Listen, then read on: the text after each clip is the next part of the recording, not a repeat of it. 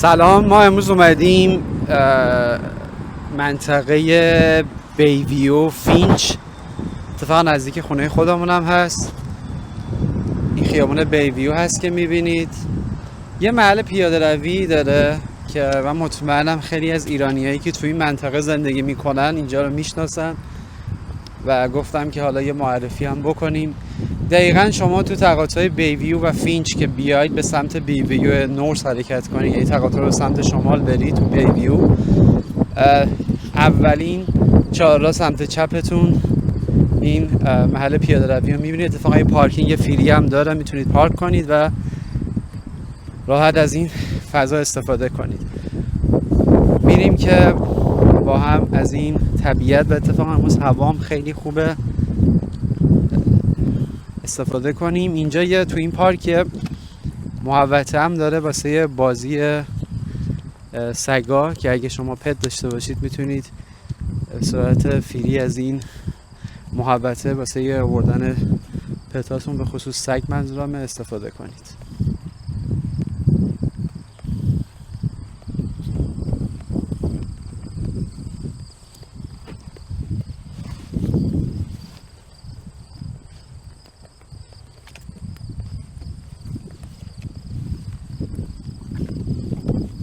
امروز تورنتو یه کوچولو هوا بادیه که یه جورایی خوبه، مشکلی نیست، انقدر بادش سرد نیست. ابر سیاه همون بالا هست ولی خدا رو شکر فعلا بارون نزده. همونطور که میبینید سمت چپتون محوطه بازی سگا هستش که شما میتونید پتتون رو بیارید. محیط خیلی قشنگه، خیلی سگا هم اینجا دوست پیدا کرده.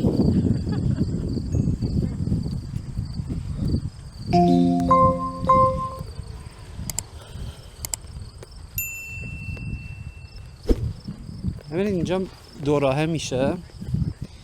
سمت راستتون یه لوپی هست که به قولی برمیگردید به خیابون اصلی توی خیابون کامرس که میخوره به بیویو، ولی ما امروز میخوایم بریم سمت چپ که به قولی مسیر اصلی امروزمون هم هست.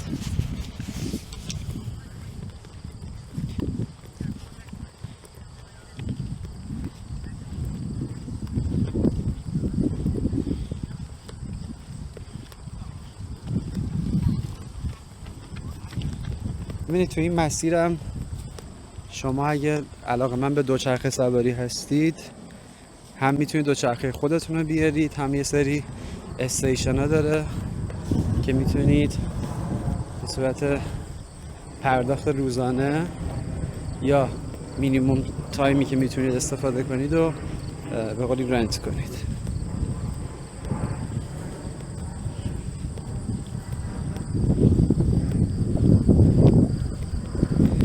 امروز 24 آگوست 2025 یه جورایی آخر تابستون تورنتو حساب میشه. کم کم دیگه از اون گرماییه که شاید برای خیلی عزیز کننده است مثل خود من دیگه خلاص شدیم و کم کم داریم به استقبال هوای خنک‌تر و بارون بیشتر تا که دیگه حالا زمستون شروع بشه.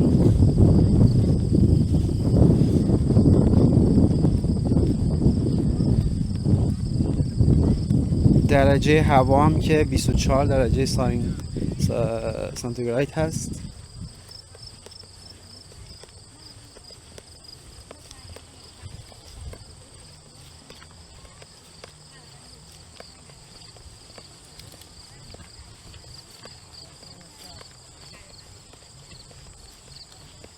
اینجا جاده جورایی مثل جاده‌های تو شمال خودمون میشن، میریم توی محیطی که کاملا خیلی سرسبز و به قولی درخت‌ها آدم احاطه میکنن.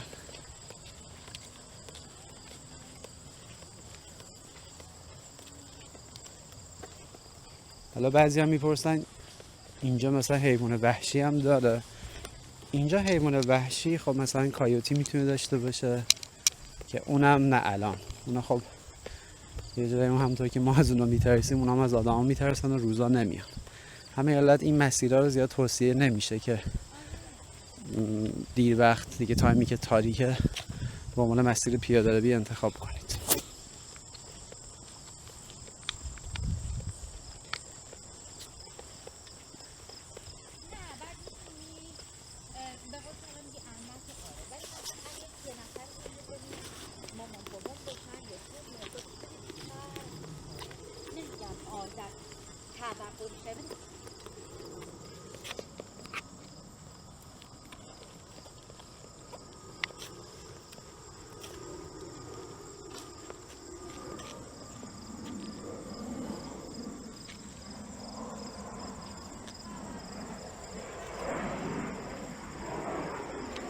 همونطور که گفتم اینجا یه منطقه‌ای که ایرانی زیاد داره، یه هموطن ایرانی هم گذشت. خیلی جای خوبیه واسه دوستایی که به خصوص تازه مهاجرت کردن و شاید یه ذره سخت باشه که دور برایشون یه دفعه ایرانی نبینن. خاطر همین حتما این مسیر رو به عنوان پیاده روی به قولی امتحان کنید.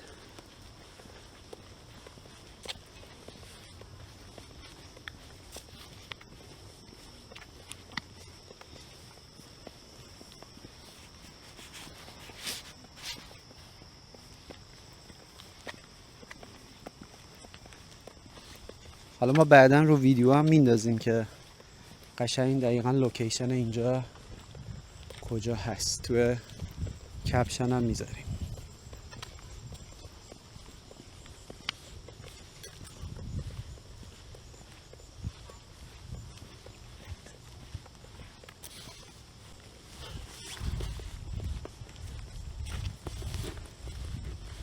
من خودم حالا اینم تجربه خودم، سال 2014 که مهاجرت کردم کانادا، اتفاقا خونم دقیقا نزدیک اینجا بود و یه جورایی هر روز من از این مسیر استفاده میکردم برای پیاده روی، خاطرات مختلف بعد از امتحانای سخت دانشگاه و آیلتس و کلا مسیری بودی که من برای آرامش قبلا بعد از این امتحان استفاده میکنم. خیلی جای دوست داشتنی هستش.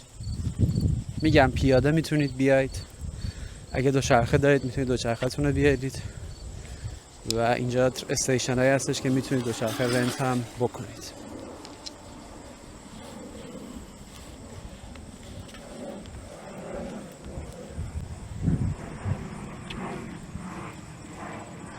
امروز آسمون تورنتو هم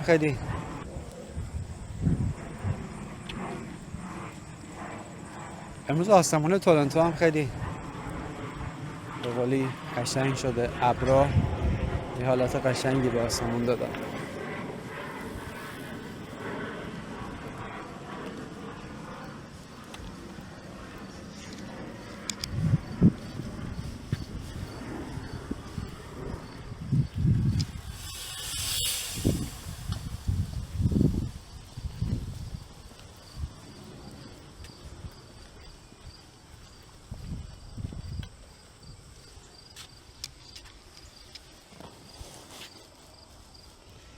اینجا هم یه رودخونه ماننده که وسط راه شما میبینیدش. حالا امروز یه ذره آبش رفته پایین و خیلی هم جریان به اون صورت نداره، ولی بارندگی بیشتر بشه اینجا خیلی پر آبتر میشه.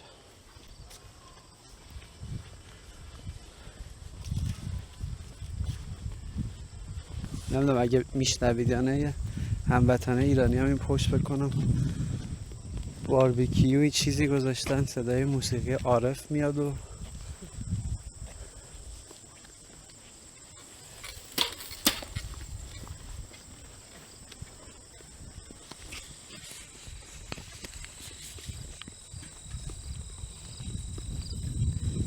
اینجا دیگه کم کم داریم از محوطه پر درخت خارج میشیم، برمیگردیم به قولی از عمق داریم در میایم بیرون.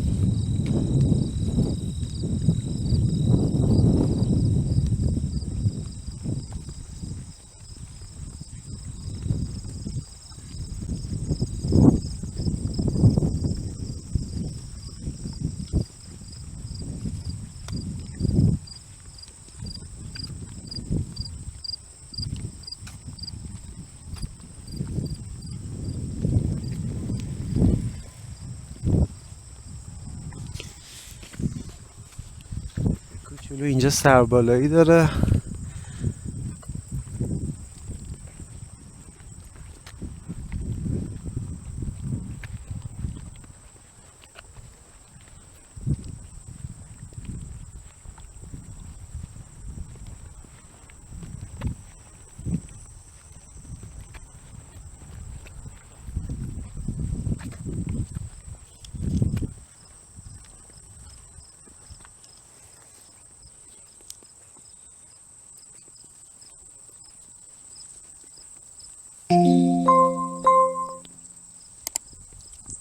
این مسیر پیاده روی هم بگم یه مسیر طولانی هست.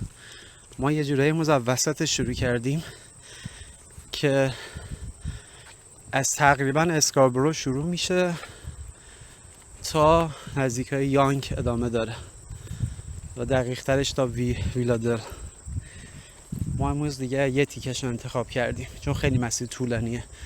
تو ویدیوهای بعدی اتفاقا مسیرهایی که میره سمت اسکاربرو رو میگیریم به خاطر اینکه خیلی حالت پارک جنگلی و قشنگی داره.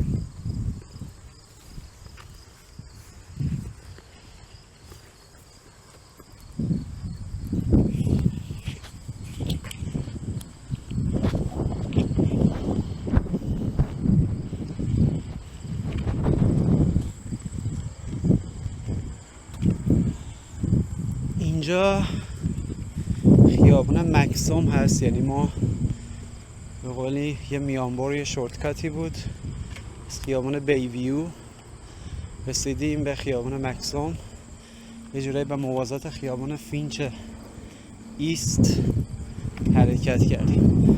اونجا که میبینید استیشن هایی هستش که از طرف بانک تیدی گذاشتن، شما میتونید با پرداخت هزینه‌اش دوچرخه رو رنت کنید و استفاده کنید. حالا ما مسیر ادامه میدیم. این خیابون ماکسوم هستش،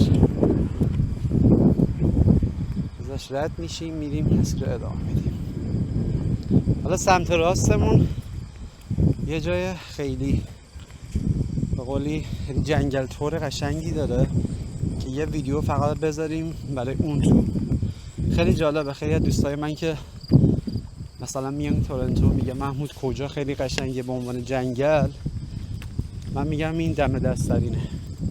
شاید باورتون نشه، این تو سمت راست اینجا که دارید میبینید پشت این درخته یه جنگل به قول جنگلچه قشنگی که یه راه قشنگی داره و توی ویدیو جدا اونو نشون میدیم.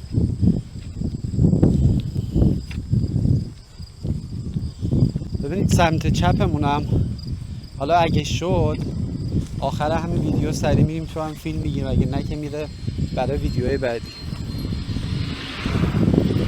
سمت چپمون یه مزرعه‌ای هستش که اونرش واسه سیتی آف تورنتو، واسه شهرداری تورنتو، که به صورت قطعات کوچک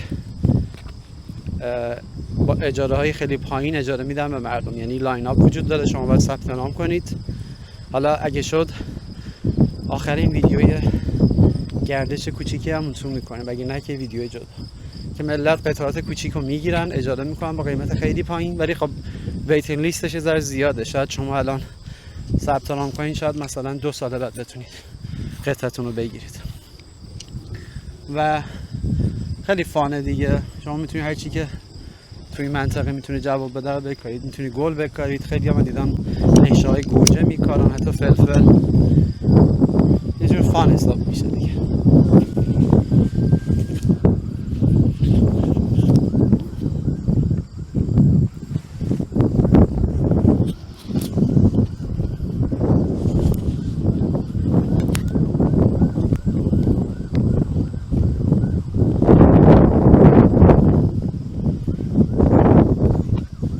مسیر رو ما ادامه بدیم همینطوری میخوریم به خیابون ویلودل. یعنی باز یه شورتکت قشنگه، یه مسیری که تو خیابون شاید خیلی طولانی به نظر بیاد از بیویو تو ویلودل تو فینچ، تو این مسیر پیاده روی ما بدون که حس کنیم مسیر طولانی را رفتیم بهش رسیدیم.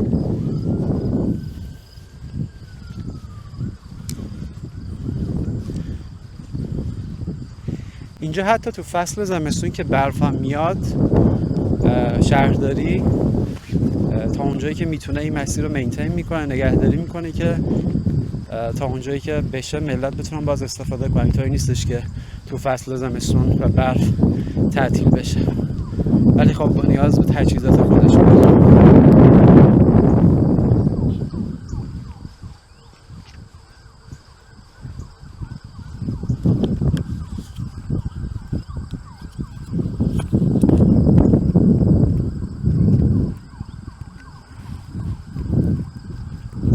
اونایی که با این منطقه آشنا سمت ویلودل و بیویو و فینچ میدونن که اینجا خیلی هموطن ایرانی زیاده و خیلی مغازه‌های ایرانی میشه پیدا کرد. حالا تو ویدیوهای بعدی نشون میدیم سوپرمارکت‌های ایرانی، رستوران ایرانی، صرافی، کلا محله طرفدار خیلی ایرانی هست، ولی خب هزینه هاشو میذاره نسبتا به خیلی جاهای تورنتو بالا هم هست، ولی خب مرکز شهر حساب میشه. کلا این منطقه جزو نورسیورک حساب میشه که از نظر ساختار جدیده، یعنی مثلا GTA تورنتو بزرگ رفته تو از این مجموعه سیتی آف تورنتو، یعنی الان اینجا جزو خود تورنتو حساب میشه.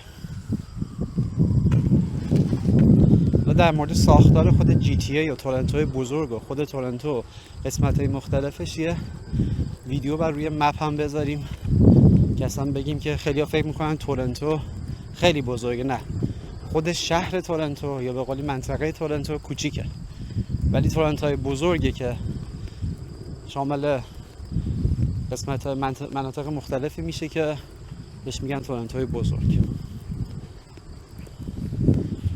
مثلا اگه میخوام مثال بزنم، حالا ما چنین چیزی دقیقا تو ایران نداریم، ولی مثال میزنم. مثلا تو تهران منطقه تجریش هم جزئی از تهرانه، منطقه راهان هم جزئی از تهرانه، یعنی همش تهران حساب میشه.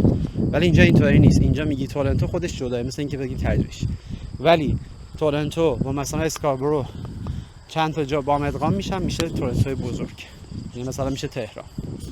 یه ذره ساختار شهریش نسبت به ایران متفاوته، همونطوری که ساختار کلا استانیش نسبت به ایران هم متفاوته. خیلی شبیه به آمریکا، حتی به اروپا به ایران نزدیکتره. ساختار کشور کانادا خیلی شبیه آمریکا.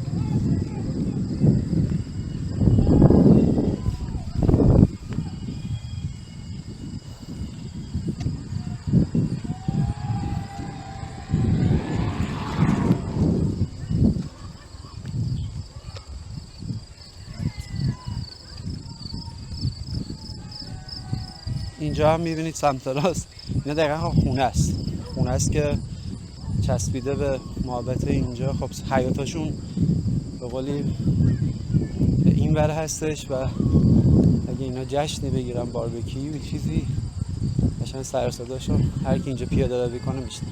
خیلی حس حال خوبی میده، زنده بودن با آدم میده.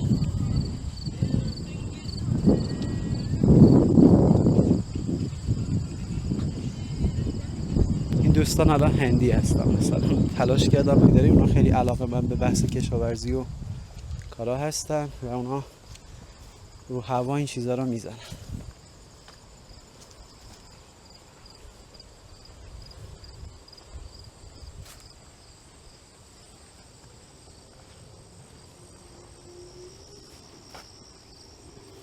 جاتونم خالی، چه بوی خاک گلی میاد، خیلی دوست داشتنی. من خودم با بزرگم خب زمیندار بوده اطراف کرج و مهشهر، هر وقت میرفتیم باغ با بزرگم همیشه پر مشما با گوجه و خیار و فلفل و اینا می اومدیم بیرون. یه جورایی نوستالژی برام. فرض اینجا مثلا چی کاشته؟ اینجا چیزی داشتم تخصصیه، نمیشه فهمید طرف چی کاشته.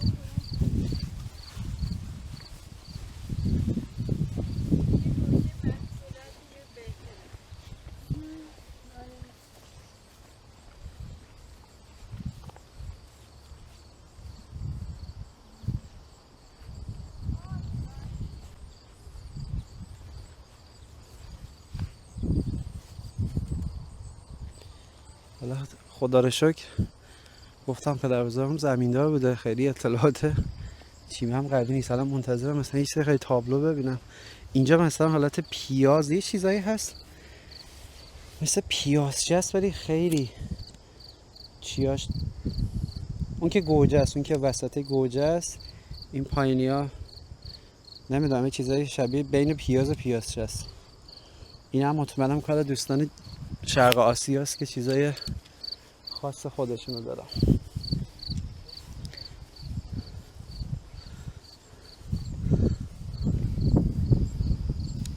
اینجا الان چیه؟ سبزی. آهان این که خب انگوره.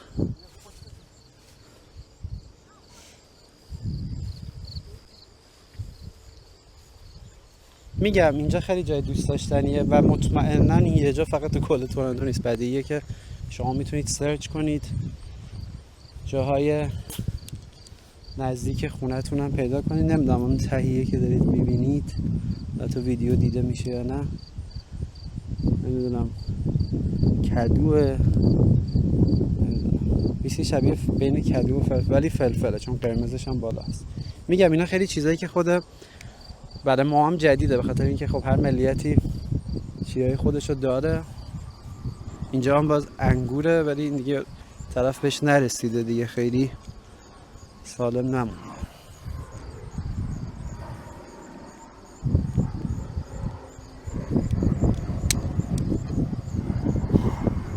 اینا هم که بلال ذرت.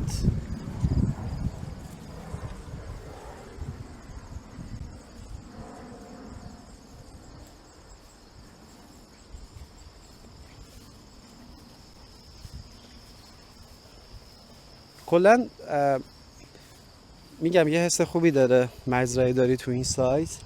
بعضیا طرفدار بذر کاشتنن مثل سبزیجات، بعضیا دوست دارن نشا بکارن مثل نشای گوجه، مثل نشای فلفل، حالا هر چیزی که اینجا عمل میاد. ولی در هر دو صورتش یه لذت خاصی داره. ولی خب به قول اینجا خب زیاد تایمی هم نداره دیگه، چون وقتی ما به فصل سرما میرسیم دیگه اینجا امکانات گلخونه کردن رو نداره. خب اینجا ما کم کم رسیدیم به آخرش. اسم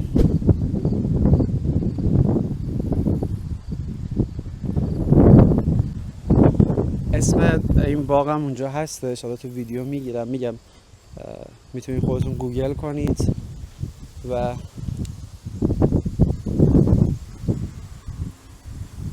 اسم اینجا هست بیشاپ الوتمنت گاردنز. اینو خودتون گوگل کنید و ببینید که به چه صورت میتونید ثبت نام بکنید واسه اجاره کردن.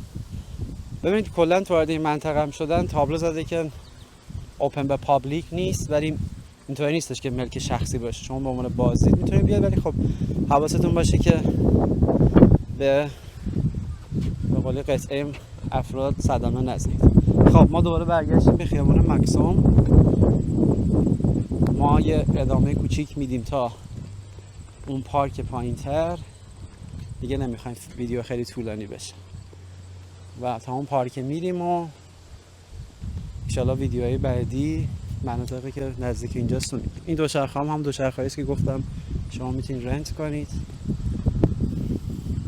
ما الان خیابان مکسوم هستیم، یعنی شما همین خیابان مستقیم که همراهی که ما داریم میریم ادامه بدیم به خیابان کامرس میرسیم که باز اون خیابان معروفیه.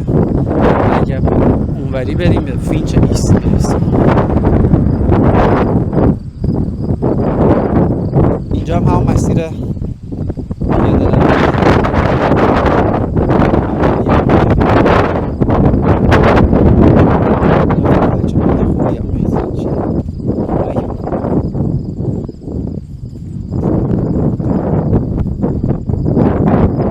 اینجا همون مسیر است که میره توی دل جنگل که گفتم یه ویدیو جدا بعد ازش بگیریم. ببینید یه راهی اینجا درست شده میره تو که اینا میگن خودش ویدیو جداه و حتما اینجا رو روز برید، چون اینجا شبا خب گفتم کایوتی داره، شاید بهتون حمله کنه. کلا کشور کانادا مهم نیست چه شهری، حالا بعضی شهرها بیشتر، مثلا شما سمت آلبرتا و استان مثلا بریتیش کلمبیا برید بیشتر میشه. حیوان درنده همیشه جایی که خیلی سرسبزه هست و به خاطر همین تایمایی که خیلی تاریک میشه یا خیلی خلوت میشه و انتخاب نکنید واسه پیاده روی.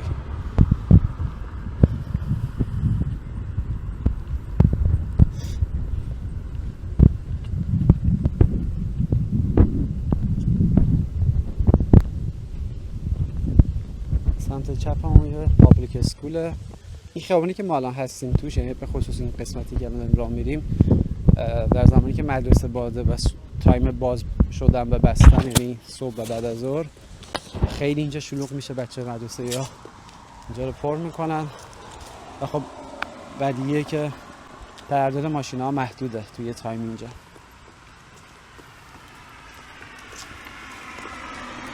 و مثلا سمت راستمون یه پارکیه که من میخواستم ویدیو رو اینجا رو قطع کنم ولی دلم نیومد. اسمش مکسوم پارکه، خود خیابون مکسومه که این هم باز یه جای قشنگ و دوست داشتنی. اگه بچه کوچیک دارید میتونید بیایید اینجا در کنار مسیر پیاده روی. حتی من یادم موقعی که درس میخوندم من اینجا از اینجا استفاده میکردم مثل درس خوندن، یعنی سکوت خوبی هم بعضی موقع داره که شما اگه تو خونه نمیتونید درس بخونید میتونید بیاید اینجا.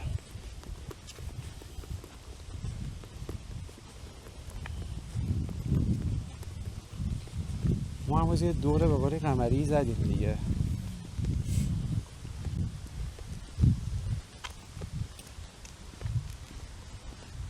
کامنت بذارید، لایک کنید، ما رو ساپورت بکنید انشالله تا اونجایی که میشه اطلاعات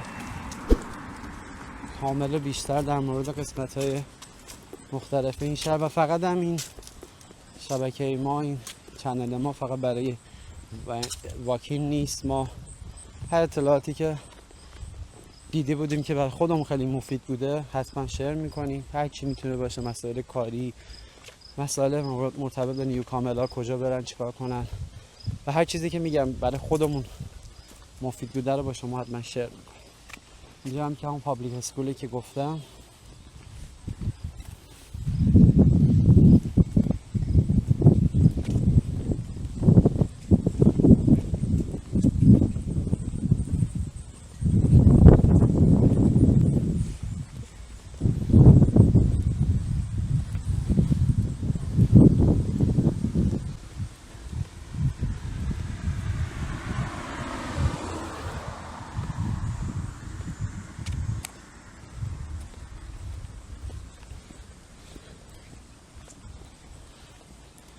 خب میگم نمیخوام زیاد ویدیو طولانی بشه. به خاطر اینکه اتفاق نیفته و حوصله دوستان سر نره ما تا کامر میریم و کامر دیگه قطع میکنیم، چون خود خیابون کامر دیگه خودش خیابون اصلی حساب میشه، نه که اصلی ولی فرعی هم نیست، خیلی معروف که میتونیم یه ویدیو جدا خود کامرز بگیریم.